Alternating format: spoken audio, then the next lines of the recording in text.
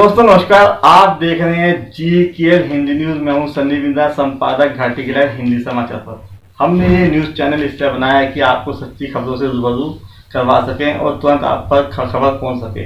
हम आपको आज रूबरू कराएंगे वो एक उत्तराखंड की ऐसी हस्ती से जो उत्तराखंड में किसी तारीफ का मोहताज नहीं है। वैसे काफ़ी सरल स्वभाव के हैं, मगर अगर किसी मुद्दे को लेकर ये सड़क पर आ जाएं तो ये उस मुद्दे को मनवा के ही रहते हैं। ये एक ऐसा शख्स है जिसने एक टाइम पे एक सिस्टम से अकेले लड़ा और इसने जीत भी हासिल करी। हम आपको बताएंगे रविंद्र आनंद जी से, जो आम आदमी पार्टी के प्रदेश प्रवक्ता भी हैं। रविंद्र आनंद जी, आपका GKL हिंदी में बहुत बहुत स्वागत है। धन्यवाद। रविंद्र आनंद जी, मैं आपसे भी पूछना चाहूँगा, जो अभी लॉकडाउन के दौरान जो एक ये स्कूलों का मुद्दा चल रहा है, फीस वाला मुद्दा, उसमें कहीं सरकार अपने जो है कभी नियम बदलती है, मतलब ये अपने में स्टैंड नहीं है। आप इस बारे में क्या कहना चाहेंगे? हाँ देखिए, ऐसा है, आम आदमी पार्टी की ओर से बहुत पहले से ये मुद्दा हमने उठाया था और बल्कि हमारे साथ साथ बहुत सारे लोगों ने फिर बाद में भी हमारे सपोर्ट में आए। और मैं ये कहना चाहूँगा कि हमने, क्योंकि शासन स्तर पे भी हमने बहुत मेहनत करी और शासन स्तर पे भी हमने एक ऑर्डर कराया था कि सभी स्कूल जो है वो सिर्फ ट्यूशन फीस लें और अन्य किसी प्रकार का शुल्क ना लें। लेकिन स्कूलों ने कुछ गड़बड़ी करते हुए क्या किया कि अपने स्कूल की जो फीस है ट्यूशन, उसे पूरा ही ट्यूशन फीस दिखा दिया, तो जिससे अभिभावक दोबारा से एक तरह से कंफ्यूज से हो गए हैं कि क्या किया जाए। तो देखिए, आम आदमी पार्टी इस बात की मांग करती है कि अभिभावकों के लिए कम से कम उत्तराखंड सरकार 3 महीने की पूर्ण रूप से फीस माफ करे, और जिससे अभिभावकों को और बच्चों को, क्योंकि देखिए कोई भी बच्चा स्कूल पिछले फरवरी से नहीं गया है और ये जो ऑनलाइन के बहाने पर पैसा लिया जा रहा है वो एक गलत सिस्टम है। आप ऑनलाइन पढ़ाई करा रहे हैं, ठीक है, वो आपका फर्ज है, लेकिन आप उसकी एवज में फीस नहीं ले सकते, पहली बात। दूसरी बात यह है कि बहुत से बच्चे ऑनलाइन भी नहीं पढ़ पा रहे, क्योंकि ऑनलाइन पढ़ने के लिए कईयों के पास माना लैपटॉप है नहीं है, साधन उपलब्ध नहीं है, कभी नेट नहीं है, कभी कुछ नहीं है, तो बहुत सारी दिक्कतें हैं। तो मैं समझता हूँ कि स्कूलों को इस तरह का जो ये कर रहे हैं ना, ये ठीक नहीं है और हम इसके खिलाफ बिल्कुल लगे हैं और हम सरकार से कई बार मांग भी कर चुके हैं। मैं इस संबंध में शिक्षा सचिव डॉक्टर R मीनाक्षी सुंदरम से भी मिला था और हमने उनको ज्ञापन भी सौंपा।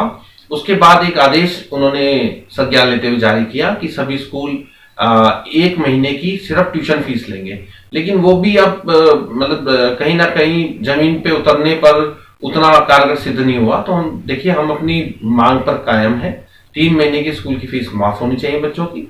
और आम आदमी पार्टी दिल्ली में जो उसका शिक्षा का एक शेड्यूल है, जो शिक्षा का जो मॉडल उसने बनाया है, स्वास्थ्य का जो मॉडल बनाया है, हम उसी मॉडल को उत्तराखंड में लागू करने जा रहे हैं।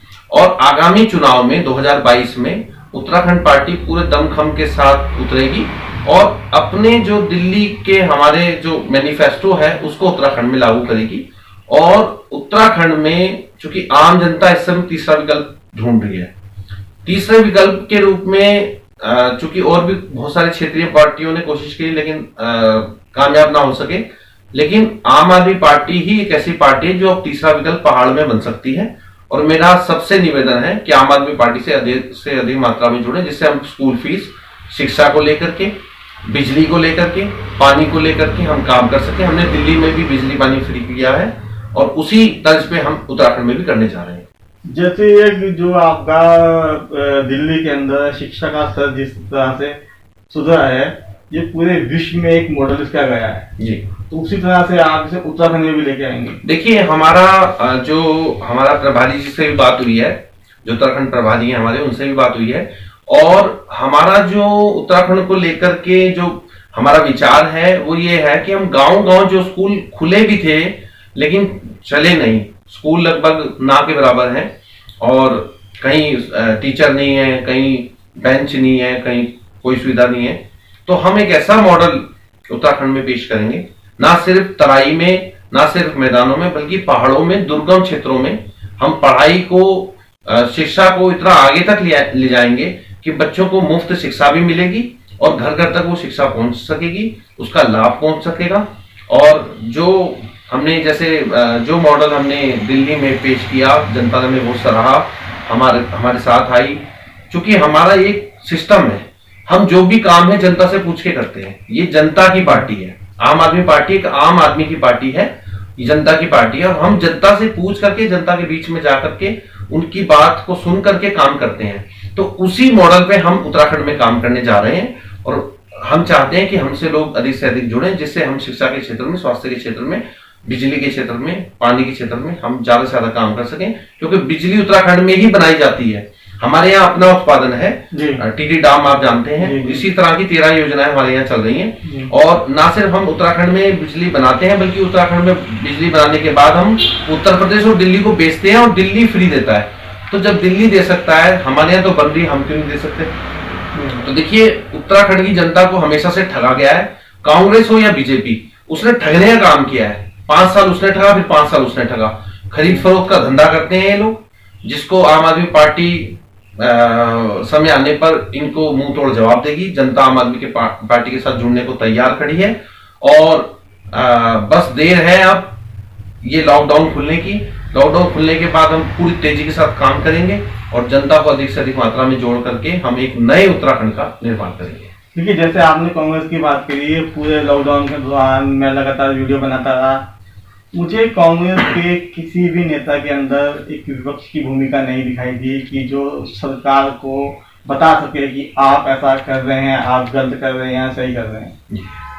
मगर ये मैं अपने व्यू से बोल रहा हूँ, या आपका व्यू नहीं है, मैं अपने व्यू से बोल रहा हूँ कि कांग्रेस ने ऐसी मतलब स्थिति पे नहीं आई कि वो सामने वाली पार्टी को बता सके कि आप ऐसा कर रहे हैं। अच्छा आनंद जी, ये तो बात हुई शिक्षा की। इस लॉकडाउन के दौरान जो है मध्य वर्ग के जो लोग हैं वो काफी पिछते हुए दिखे हैं। अभी जो है दुकानें जो है आधी बंद हैं, आधी खुली हुई हैं, टाइमिंग कम है। आपने शराब की दुकानों को पूरा टाइम खोलने के लिए दे दिया है।